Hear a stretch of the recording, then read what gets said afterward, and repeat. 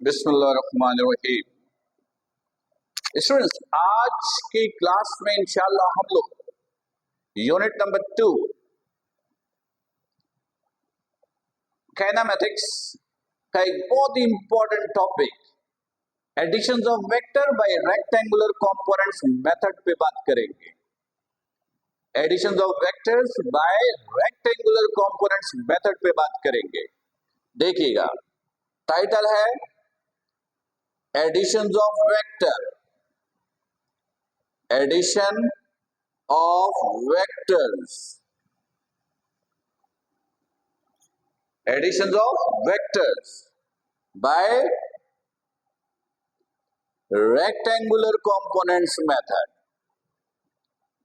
rectangular components method।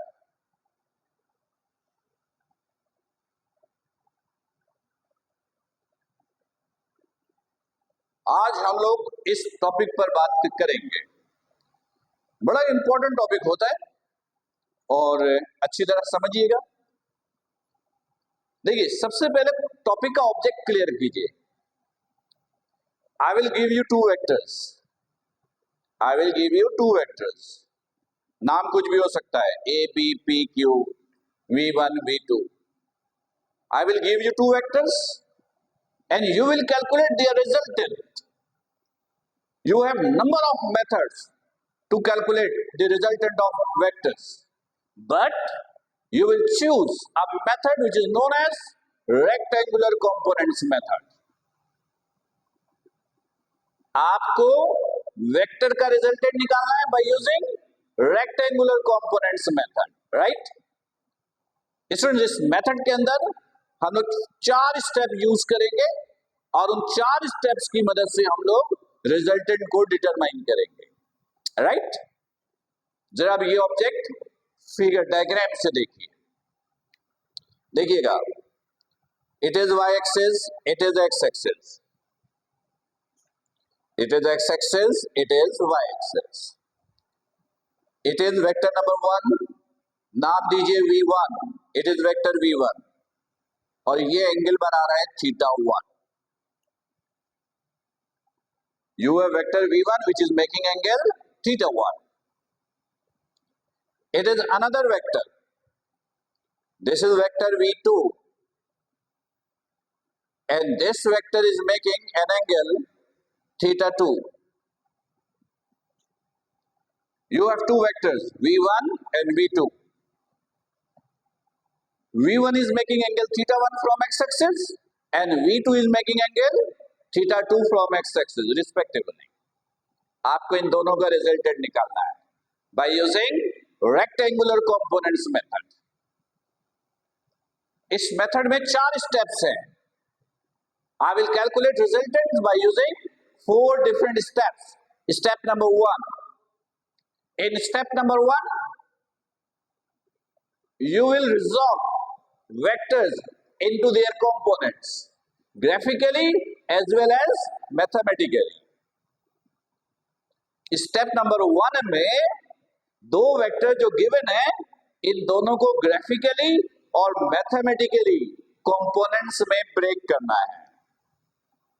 Graphically और mathematically components में break करना है, राइट? तो आते हैं इस स्टेप की तरफ। देखिएगा, now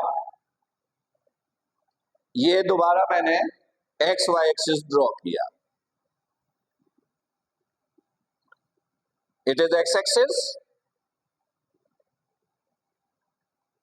it is x-axis and this is y-axis, right? It is vector V1, V1. This vector is making angle θ1, this is θ1, θ1. This is V1, ये V1 है। इसको कंपोनेंट्स में ब्रेक कीजिए। कंपोनेंट्स में कैसे ब्रेक करोगे? यहां से एक परपेंडिकुलर ड्रॉप करोगे एक्स एक्सिस पर, ये ड्रॉ किया तो ये ये वेक्टर का x कंपोनेंट हो जाएगा, दिस वेक्टर v1 है तो इसके x कंपोनेंट को बोलिएगा v1x। ये वेक्टर का y कंपोनेंट, इसको कहिएगा v1y, राइट? सही है। ये वेक्टर v1 था, डार्क कर देता हूं ताकि बिल्कुल क्लियर नजर आए। ये v1 था, कंपोनेंट्स में ब्रेक किया, परपेंडिकुलर ड्रॉप किया, ये x कंपोनेंट, ये y कंपोनेंट। अब जरा मैथमेटिकली ये काम कीजिए, तो मैंने हेडिंग डाल the components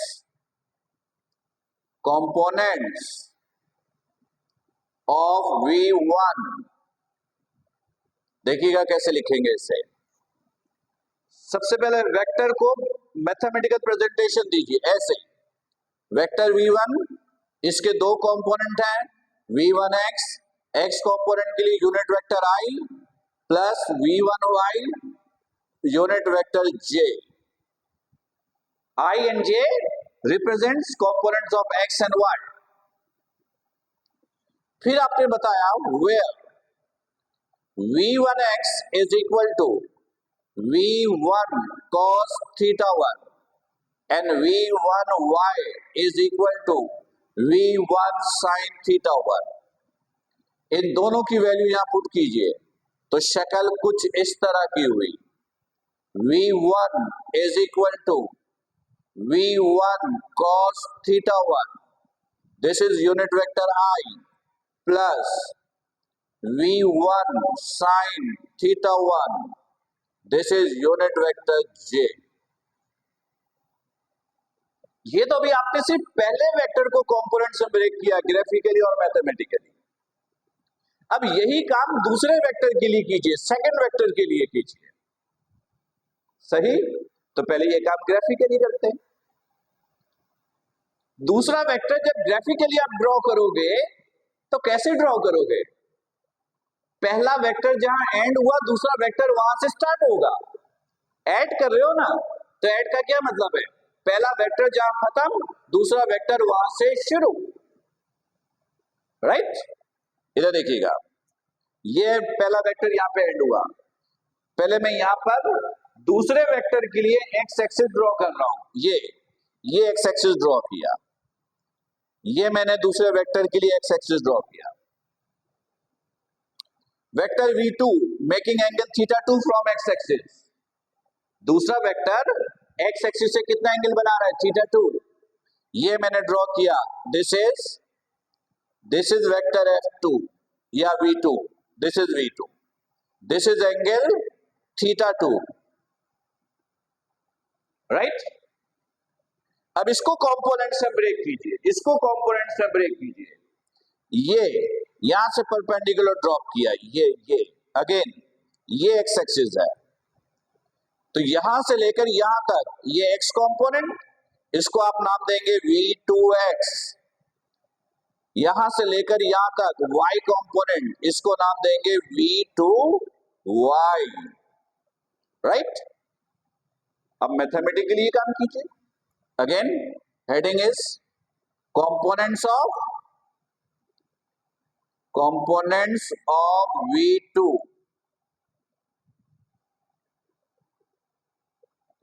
Components of v2, again this is vector v2, v2x unit vector I plus v2y unit vector j, where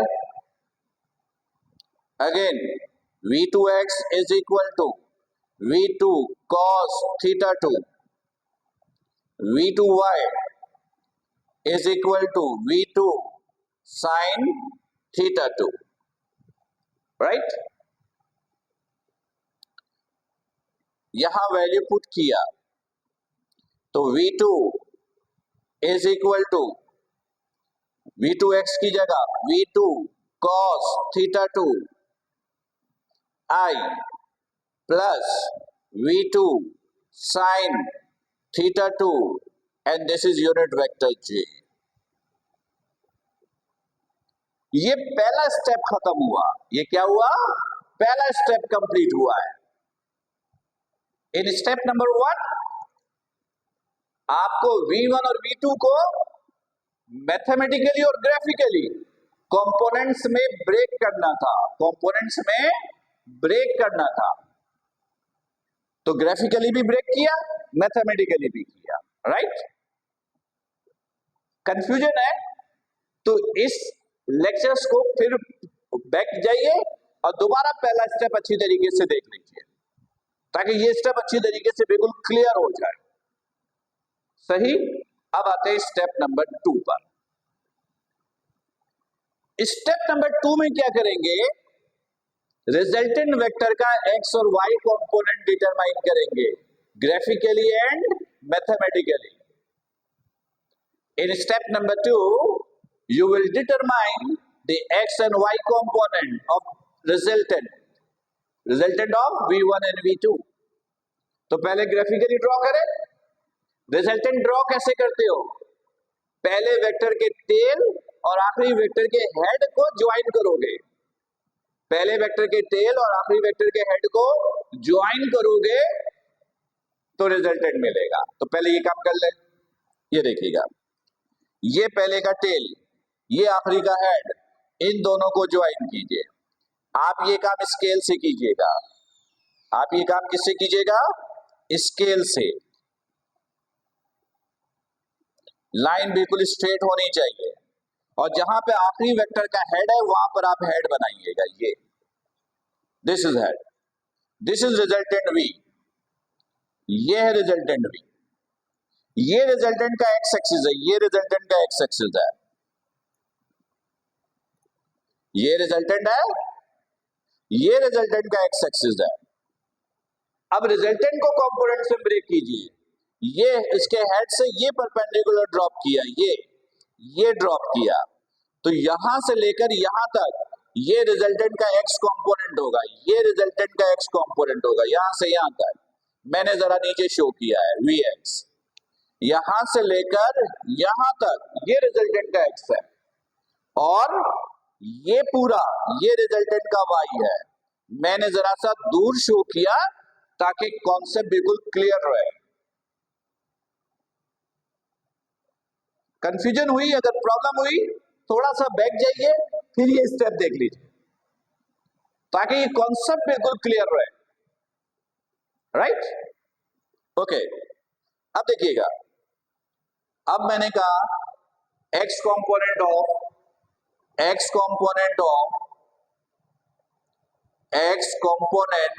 of resultant यानी V.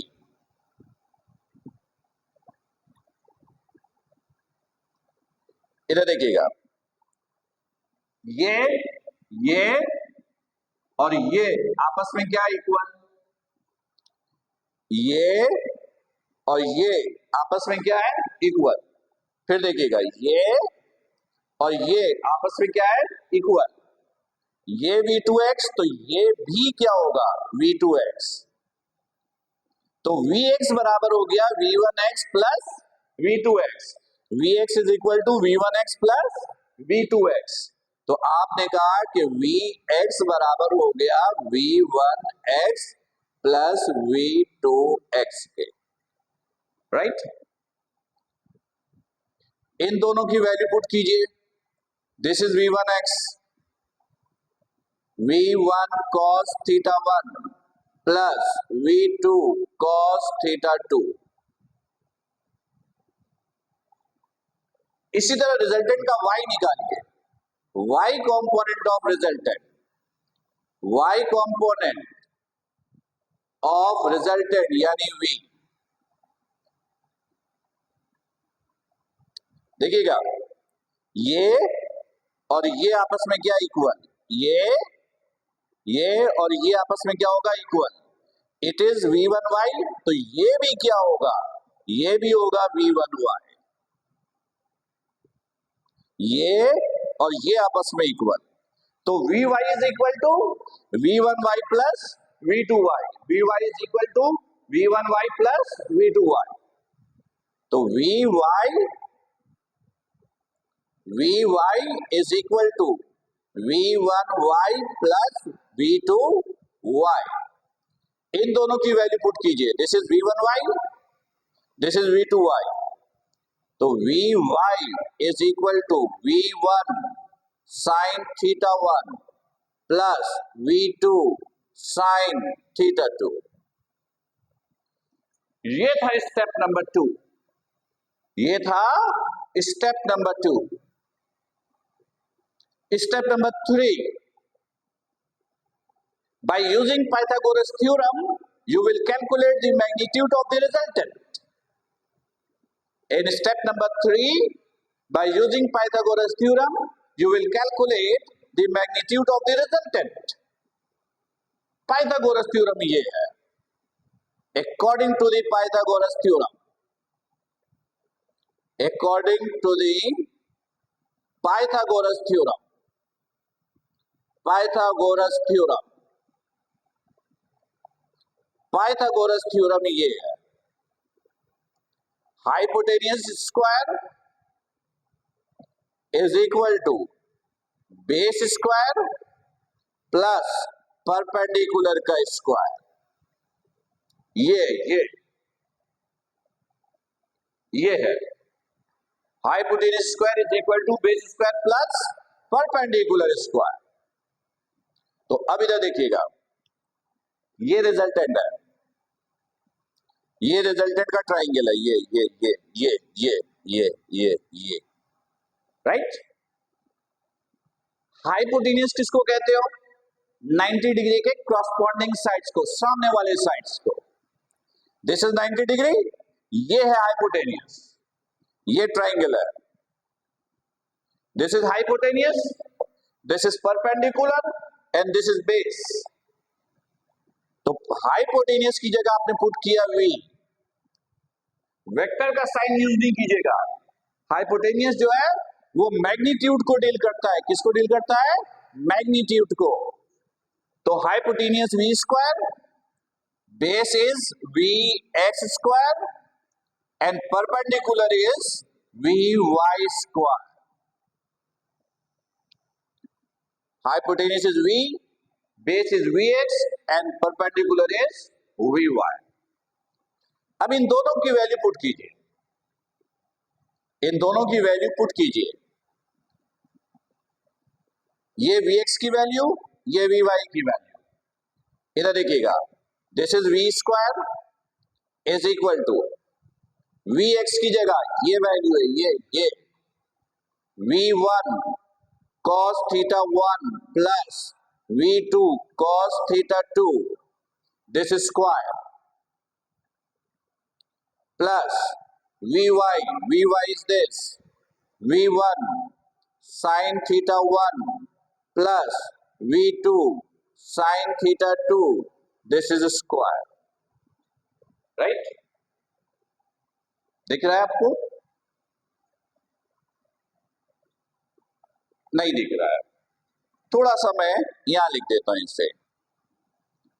प्लस, ये प्लस vy की जगह v1 sin theta 1 plus v2 sin theta 2, this is whole square.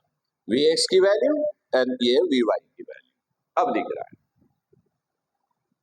Students, अभी काम complete नहीं हुआ है, लेकिन जैसे आपको दिख रहा होगा कि बोर्ड पे जरा स्पेस कम पड़ गया है, तो मैं थोड़ा सा साइड हो रहा हूं। आप स्क्रीनशॉट ले लीजिए ताकि कॉपी पे आप लिख सके सुकून से, क्योंकि मैं कुछ हिस्सा रेस करके आगे वर्किंग करूंगा। क्लियर है? तो आप स्क्रीनशॉट लीजिए, स्क्रीनशॉट ले लीजिए ताकि आप कॉपी पे वर्किंग सही तौर पे कर सके, क्योंकि मैं ये हिस्सा कुछ मिटाकर फिर आगे वर्किंग करूंगा। राइट? ओके, तो देखिएगा, मैं ऊपर वाला हिस्सा, ये हिस्सा फिलहाल रब कर रहा हूं।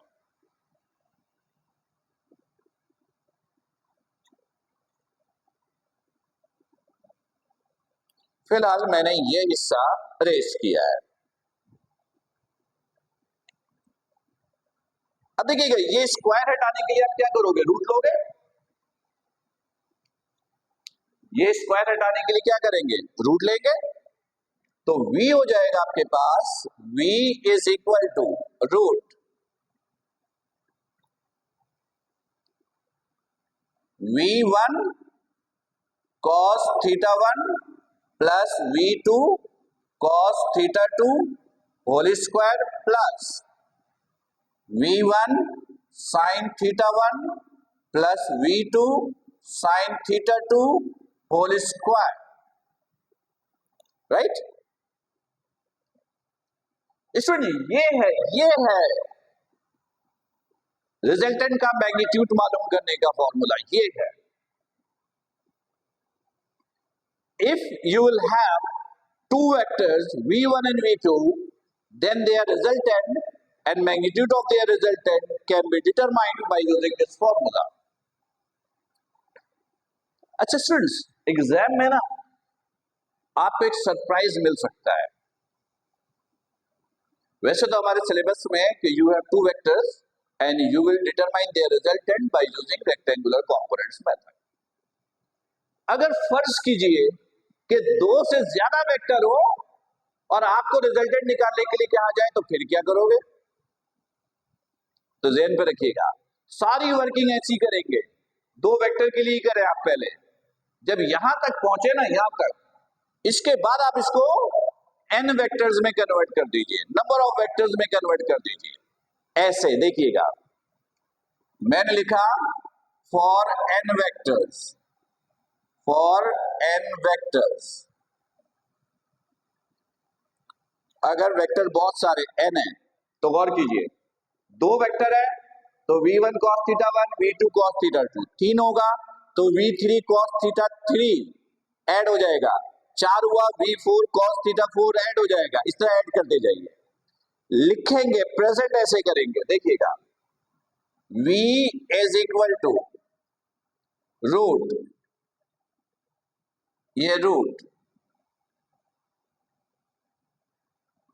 v1 cos θ1 plus v2 cos θ2 v3 cos θ3, ऐसे तो बहुत सारे हैं तो डॉटेड लाइन लगाइएगा, फिर प्लस, और लास्ट के लिए लिखिएगा vn cos θn, ये होल स्क्वायर, फिर प्लस। अब इसी तरह y के लिए लिखिएगा, इसी तरह y के लिए लिखिएगा, क्या, यानी इसी को कंटिन्यू किया है, v1 sin θ1 plus v2 sin θ2 plus v3 sin θ3 and so on, plus vn sin θn, ये होल स्क्वायर। तो if you have number of vectors, तो उसके रिजल्टेंट के लिए फिर आपको ऐसे कन्वर्ट कर दीजिएगा, बस इतना काम कीजिएगा। अगर दो वेक्टर का रिजल्टेंट है तो यहां तक करके आप छोड़ दीजिएगा। ये था स्टेप नंबर 3। स्टेप नंबर 3 में आपको पाइथागोरस थ्योरम की मदद से रिजल्टेंट का मैग्नीट्यूड कैलकुलेट करना था, वो हमने कर लिया। Step number 4, in step number 4 you will determine the directions of the resultant। Step number 4 में आप रिजल्टेंट की डायरेक्शन निकालेंगे। अब डायरेक्शन का क्या मतलब होता है?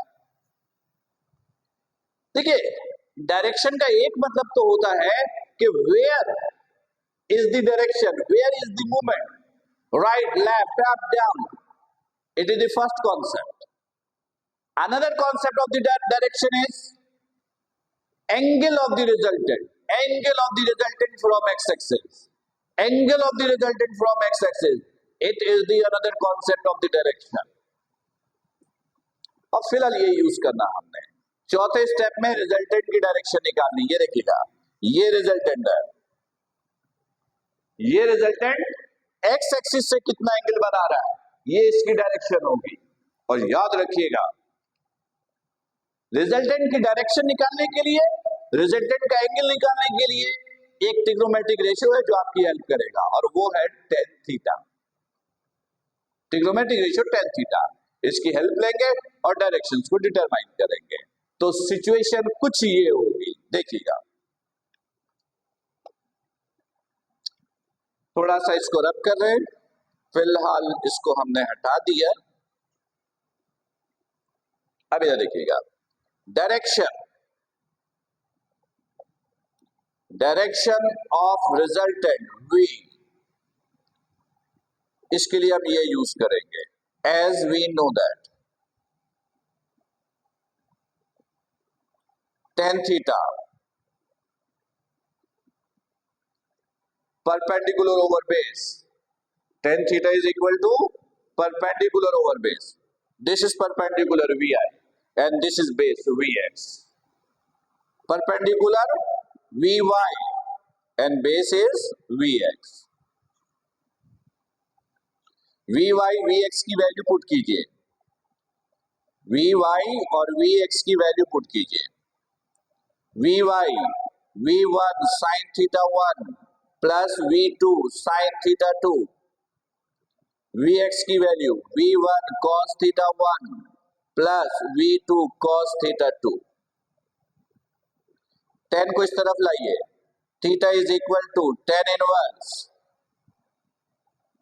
v1 sin theta 1 plus v2 sin theta 2 over v1 cos theta 1, ये एज इट इज। ये दो वेक्टर के लिए डायरेक्शन मालूम करने का फॉर्मूला है फॉर टू वेक्टर्स। अगर दो से ज्यादा वेक्टर हुआ फिर डायरेक्शन क्या होगा, तो इसी तरह ऐड कीजिएगा जैसे ऊपर बताया, यानी ये कीजिएगा for n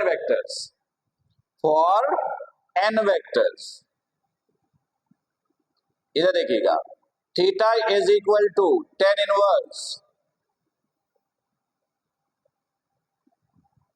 v1 sin theta 1 plus v2 sin theta 2 plus v3 sin theta 3, इसी तरह डॉटेड लाइन करिएगा plus vn sin theta n, यानी जितने भी वेक्टर्स हैं ये सब, और नीचे x component v1 cos theta 1 plus v2 cos theta 2 plus v3 cos theta 3, और ये n तक लेके जाइएगा vn cos theta n, right.